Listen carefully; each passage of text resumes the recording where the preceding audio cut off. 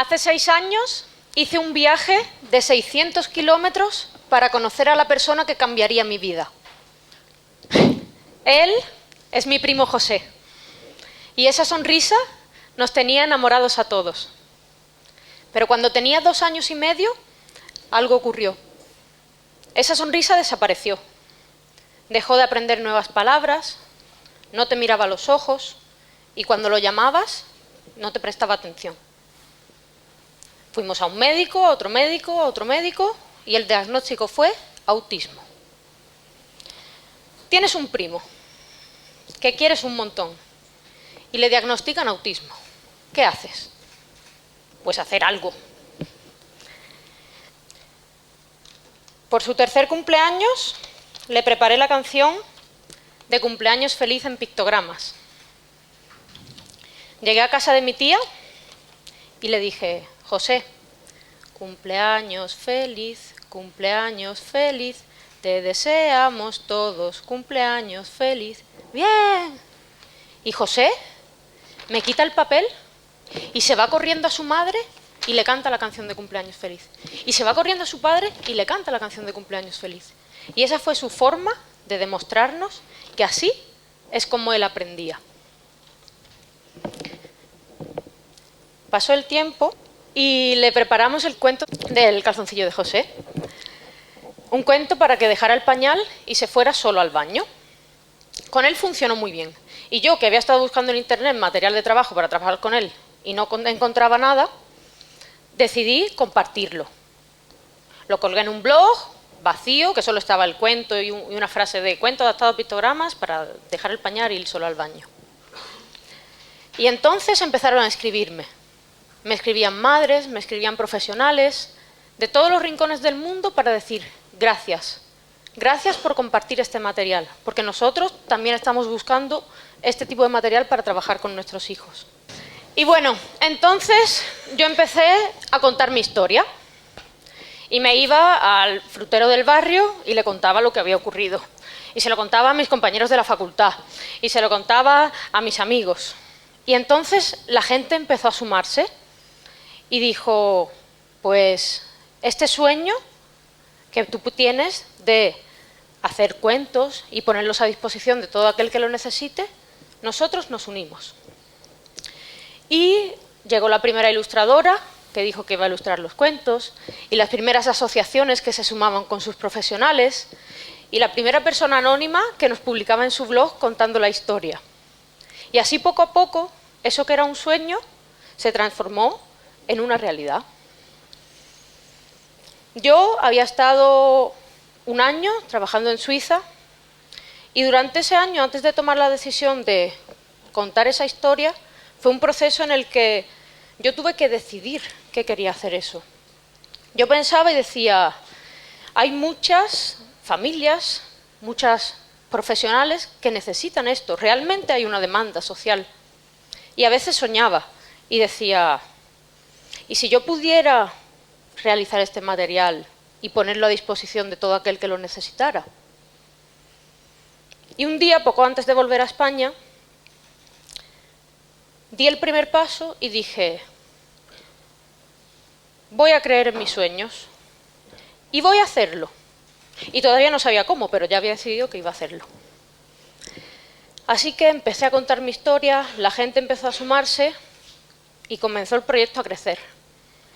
Pero mientras, yo seguía siendo estudiante de arquitectura y tenía que terminar mi proyecto fin de carrera. Entonces, el proyecto fin de carrera consiste básicamente en diseñar un edificio, calcular sus estructuras, sus instalaciones, y lleva de media 1 año realizarlo. Y en ese momento que yo ya había descubierto lo apasionante que era trabajar en algo que te gustara, porque para mí esa idea de colaborar, aunque fuera solo un poquito, a que esos 67 millones de niños con autismo que están en el mundo desarrollaron un poco más su potencial, era algo indescriptible. Y me negaba a llevarme el próximo año de mi vida realizando un proyecto fin de carrera muy bonito, que le gustara mucho a los profesores, pero que solo sirviera para tener un título. Así que decidí buscar a alguien que necesitara algo. Empecé a contactar las asociaciones de autismo, empecé a llamar a una ONG en India, y todo esto bajo una enorme presión que se llama padres y te dicen termina ya la carrera. Y ya cuando pasaron unos meses y creía que no iba a conseguirlo, encontré un farmacéutico de Sevilla que estaba llevando a cabo una iniciativa para declarar la música africana Patrimonio Inmaterial de la Humanidad. Y entre varias cosas, una de las que estaba haciendo era una construcción de una casa de la música y la danza tradicional en Burkina Faso, en África. Así que hablé con la arquitecta y le pareció muy bien esa idea de aprovechar todo ese año de trabajo que yo tenía que hacer de todas formas para aprender, para terminar mi carrera, para completar mi formación y que eso tuviera un impacto positivo en otras personas, en los otros. Y empecé a diseñar el proyecto y, claro, me daba cuenta que tenía muchas preguntas, porque yo conocía la realidad aquí, pero ¿cuál era la realidad allí? No lo sabía.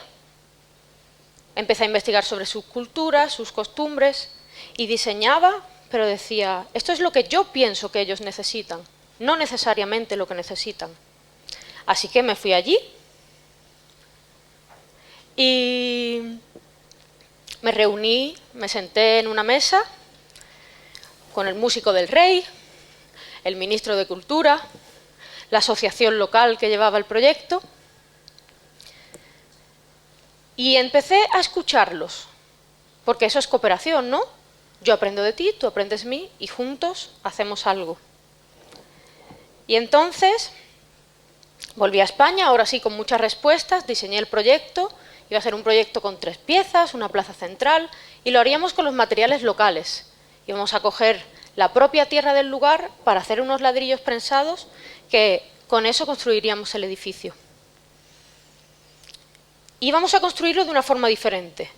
A mí me habían enseñado que tú llamas a un constructor y él lo construye, pero allí lo haríamos con una escuela-taller, donde 20 jóvenes, chicos y chicas en riesgo de exclusión social, aprenderían un oficio mientras construíamos el edificio. Y también tenía que darle cierta sostenibilidad económica al proyecto, porque cuando yo había estado allí veía que había muchos proyectos de cooperación que llegaban, hacían algo, pero después no pensaban en la continuidad. Entonces quedaban proyectos abandonados.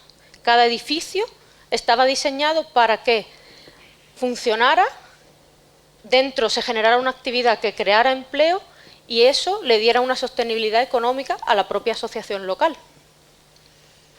Y entonces te das cuenta que no solo estás diseñando un edificio, estás aprendiendo muchísimo más de lo que inicialmente ibas a aprender. Conseguí una beca y me fui, después de aprobar el fin de carrera, a construir el edificio. Y ahí estaba yo peleando en un francés medio con los constructores de la obra y no he aprendido más en toda mi vida. Y además te das cuenta de que lo que tú haces tiene un impacto muy positivo en los demás, pero que eso viene de vuelta.